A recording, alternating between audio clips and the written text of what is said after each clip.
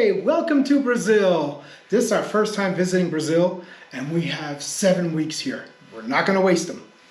Brazil has so much to offer, including some of our bucket list items.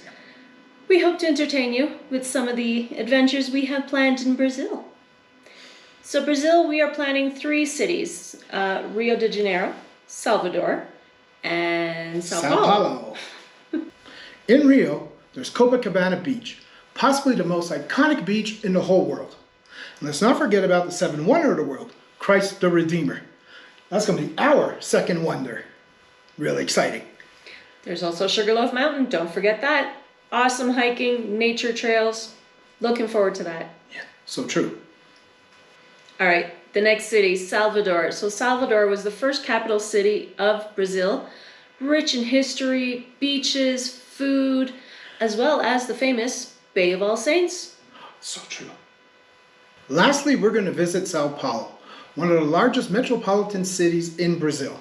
It's got over 12 million people. We heard this is the best city for self-guided tours, so I think we're going to focus on that when there. We can't wait to get started in Copacabana. That song's been in my head ever since.